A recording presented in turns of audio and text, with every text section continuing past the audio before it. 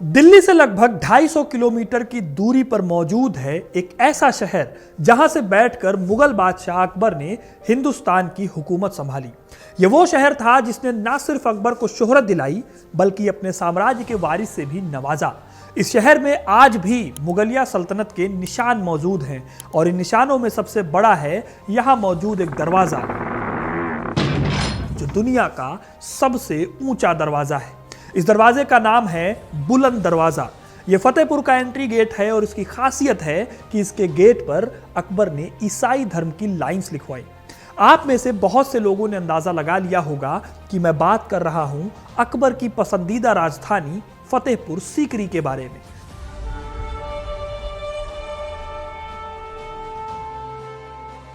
वो शहर जहां पर अकबर अपने नौरत्नों के साथ बैठा करते थे, वो शहर जो 14 सालों तक मुगलों की राजधानी रही।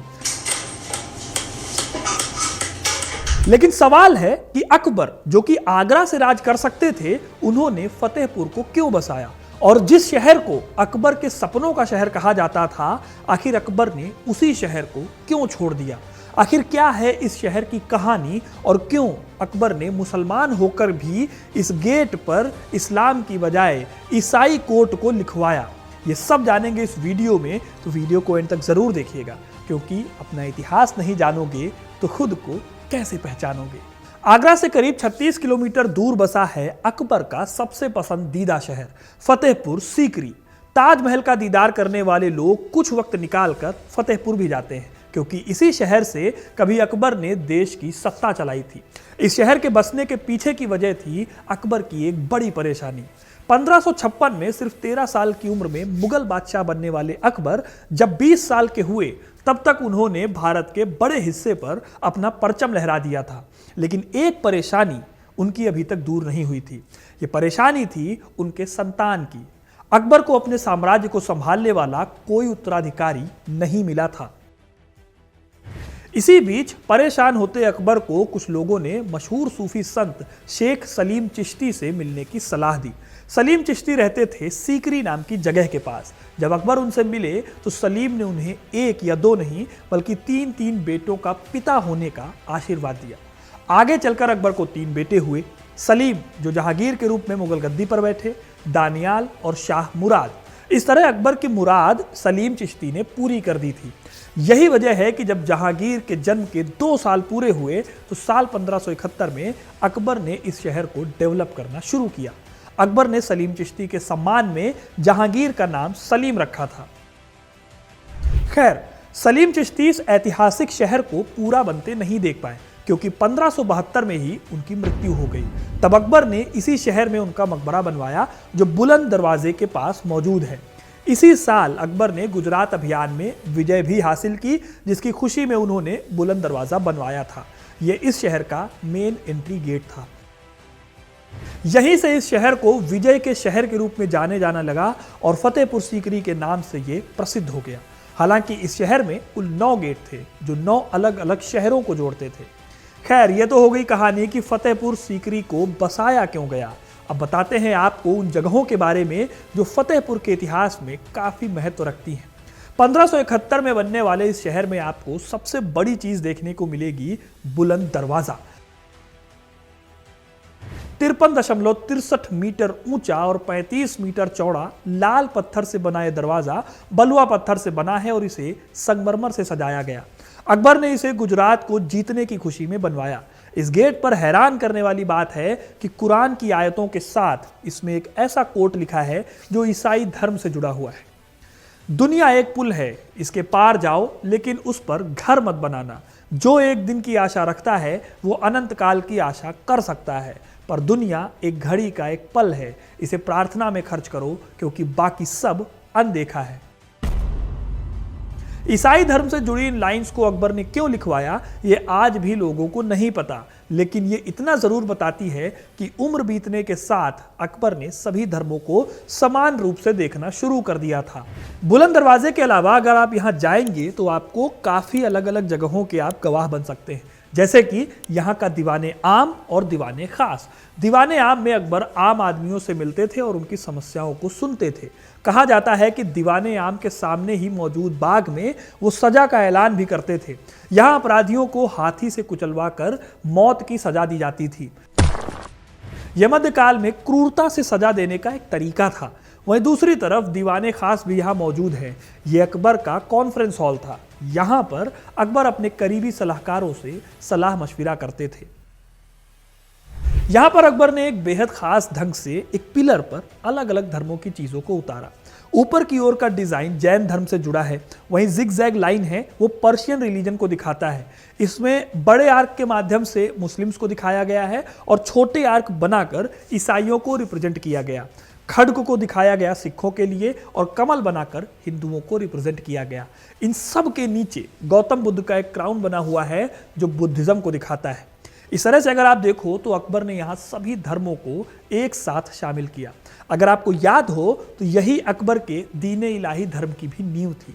हालांकि आगे चलकर यह धर्म विलुप्त हो गया, लेकिन यह पिलर अकबर के द्वारा शुरू किए गए दीन इलाही धर्म का एक सिंबल है जो आज भी देखने को मिलता है।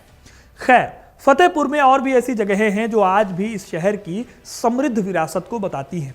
अकबर के टाइम पे यह शहर साम्राज्य का सांस्कृतिक, वाणिज्यिक और प्रशासनिक केंद्र बन गया था। 1580 ईस्वी के आसपास इस शहर की कुल आबादी लगभग 25 लाख थी। 1585 के आसपास शहर का दौरा करने वाले अंग्रेज यात्री राल्फ फिच बताते हैं कि आगरा और फतेहपुर दो महान शहर हैं। ये दोनों ही लंदन से कहीं ज़्यादा बड़े और बहुत ज़्यादा आबादी वाले शहर हैं। लेकिन आज दोस्तों ये शहर खंडहर हुआ पड़ा है। साल 1585 में अकबर ने इस शहर को छोड़कर लाहौर का रुख किया, जिसके बाद ये शहर वीरान सा हो गया। अब सवाल आता है कि आखिर इतना आलीशान समृद्ध शहर छोड़कर अकबर क्यों चले गए और कैसे ये शहर एक महान मुगलिया विरासत से एक वीरान टापू में बदल गया। साल 1610 में फतेहपुर घूमने वाले विलियम फिंच नाम के ब्रिटिश ट्रेडर ने लिखा कि अकबर की मृत्यु के तुरंत बाद यह शहर पतन की ओर बढ़ गया। ये एक बंजर रेगिस्तान में बदल गया था, जहां से रात में गुजरना बहुत खतरनाक हो गया था। इस शहर को छोड़ने के पीछे इतिहासकार कई वजहें बताते हैं। इसमें सबसे बड़ी वजह मानी जाती है कि इस शहर में पानी की कमी हो गई थी। हालांकि दोस्तों ये पूरी तरह से सच नहीं है। एक कहानी कही जाती है कि जरीना नाम की एक नर्तकी के श्राप की वजह से यहाँ पर मौजूद पानी के स्रोत सूख गए थे, लेकिन आज इतिहासकार इस बात को नहीं मानते। उनके हिसाब से सीकरी में पानी की कभी कोई समस्या थी ही नहीं। साल 1527 में राणा संग्राम सिंह के खिलाफ लड़ाई के दौरान बाबर ने यहाँ शिविर स्थापित करने का फैसला ही इसलिए किया क्योंकि सीकरी में पानी की अच्छी व्यवस्था थी। इसके बाद अकबर ने भी यहाँ झील बनवाकर पानी की कमी को खत्म कर दिया था। इतिहासकार नदीम रिजवी का तर्क है कि शहर में अच्छी खासी मात्रा में पानी मौजूद था। झील के अलावा शहर में कई दूसरे तालाब थे और इसके अलावा कम से कम 13 बावड़ियां और 8 तालाब थे।